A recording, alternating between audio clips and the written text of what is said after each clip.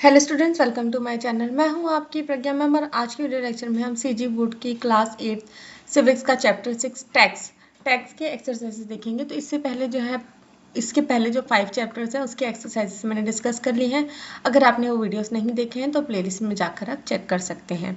तो सबसे पहले हम फिल इन द ब्लैंक्स में आएंगे। फिल इन द ब्लैंक्स में फर्स्ट है government gets its income through taxation. तो गवर्नमेंट अपनी इनकम कहाँ से लेके आता है, मतलब गवर्नमेंट को पैसे कहाँ से मिलते हैं जिससे वो स्कूल्स, रोड्स ये सब बनाते हैं, तो टैक्सेशन से आते हैं। Next is the data of income expenditure is known as budget. तो बजट क्या क्या होता है, जिसमें डेटा होता है कि कितना आय और कितना व्यय है, मतलब कितना इनकम और कितना एक्सपेंडिचर है। Next direct and indirect are the types of taxes. तो कितने टाइप्स के टैक्सेस होते हैं, एक डायरेक्ट टैक्स होता है और एक सेकंड होता है इनडायरेक्ट टैक्स। तो डायरेक्ट टैक्स जो हम इनकम टैक्स के फॉर्म में देते हैं और इनडायरेक्ट टैक्स जो अलग अलग कम्युनिटीज में हम देते हैं उसे इनडायरेक्ट टैक्स कहा जाता है।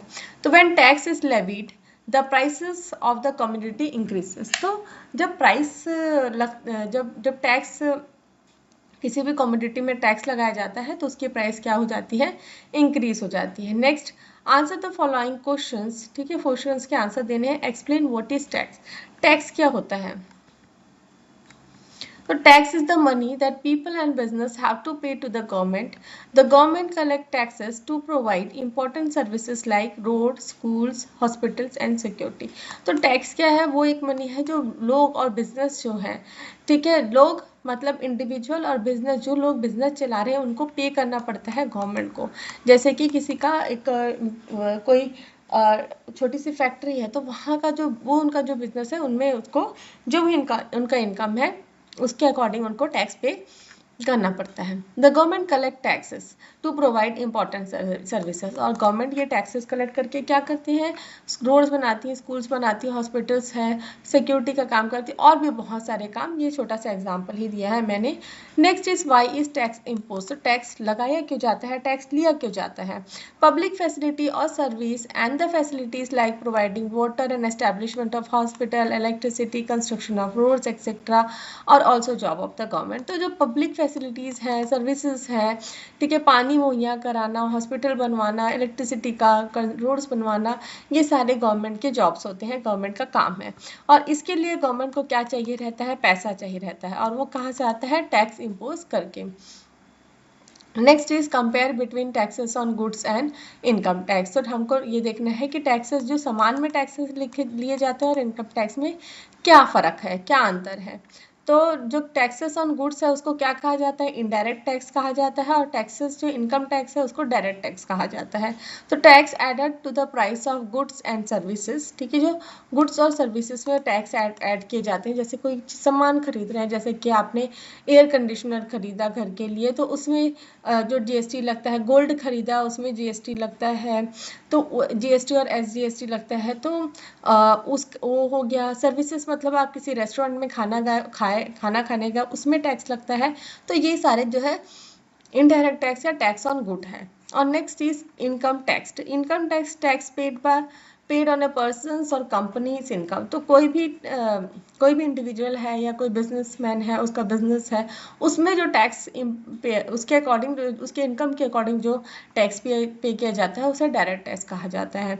इनडायरेक्ट टैक्स का सेकंड पॉइंट है एवरीवन हु बाइज गुड्स और सर्विसेज। तो हर कोई अगर उस गुड्स और गुड या सर्विसेज को बाई करेगा तो उसको वो टैक्स क्या है, देना ही देना है। जैसे कि अगर कोई गरीब व्यक्ति भी रेस्टोरेंट में जाके खाना खाएगा, चाहे वो 5 स्टार रेस्टोरेंट ही क्यों ना हो, कोई अमीर व्यक्ति भी वहाँ पे खाना खाए तो उसको इक्वल टैक्स ही देना पड़ता है। और डायरेक्ट टैक्स का क्या होता है, only those who earn income above a certain limit. तो वही लोग जिनको इनकम कुछ सर्टन लिमिट से ज़्यादा होता है उनको ही इनकम टैक्स देना होता है।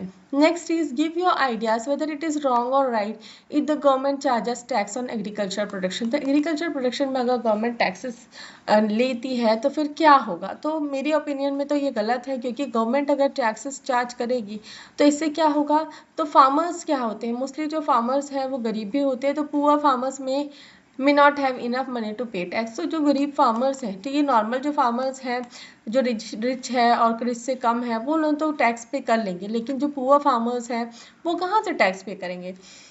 नेक्स्ट इज फार्मर पे टैक्सेस दे में increase the prices of food. तो जैसे अगर फार्मर को टैक्सेस पे करने पड़ेंगे तो जो भी उनकी उपज है उसमें भी प्राइसेस को इंक्रीज करेंगे, तो एट लास्ट क्या है, फूड प्राइसेस जो है वो क्या हो जाएगा, इंक्रीज हो जाएगा। Next, if crop fail farmers won't have money for taxes. तो अगर जो है क्रॉप्स जो है उनकी फेल हो जाती है, अगर जैसे सूखा पड़ गया या किसी भी कारण से उनकी जो उपज है वो अच्छी नहीं हुई, तो फार्मर्स कहाँ से टैक्स कर पाएंगे। Next is explain value addition. Value addition क्या होता है? तो before a product reaches the customer it has to pass through several stages and every stage contributes to increase the price of the object.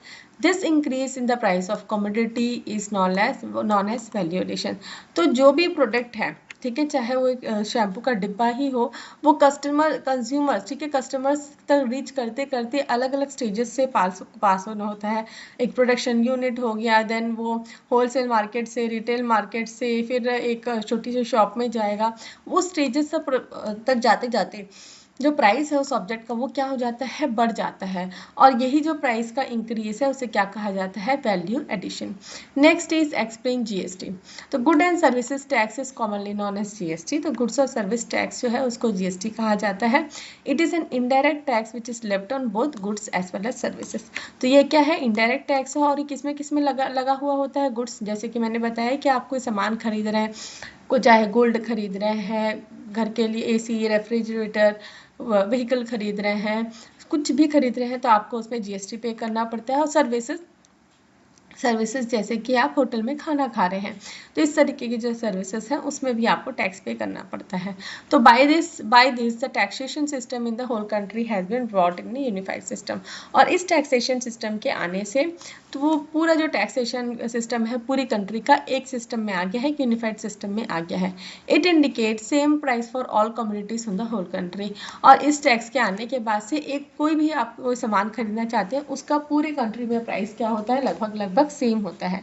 तो GST is value added tax which is levied on only that part of its production which account for the increase और raise price of the product. तो GST जो है वहीं पे लगाया जाता है उस पार्ट के प्रोडक्शन में जिससे उसके जो प्रोडक्ट की प्राइस है वो क्या हो जाती है, इंक्रीज हो जाती है। ठीक है, तो यहाँ पे क्वेश्चन आंसर्स भी हमने डिस्कस कर लिए हैं। मैं आशा करती हूँ कि क्वेश्चन आंसर्स आपको समझ में आए हैं। अगर क्वेश्चन आंसर समझ में आया है तो मेरे वीडियो को लाइक शेयर करें, कमेंट करके बताएं कि आपको वीडियो कैसा लगा। पसंद आया है तो अपने फ्रेंड्स की भी हेल्प करिए। क्वेश्चन आंसर सही मैंने बनाए हैं, ईजी बनाए हैं, तो आप अपने फ्रेंड्स के साथ भी शेयर करिए तो उनको भी लाभ होगा। और अगर चैनल के वीडियोस आपको पसंद आते हैं तो चैनल को सब्सक्राइब कर लीजिए, बेल नोटिफिकेशन को भी ऑन कर लीजिए ताकि जब भी मैं नए वीडियोस डालूँ तो आपको नोटिफिकेशन मिल सके। Thanks for watching.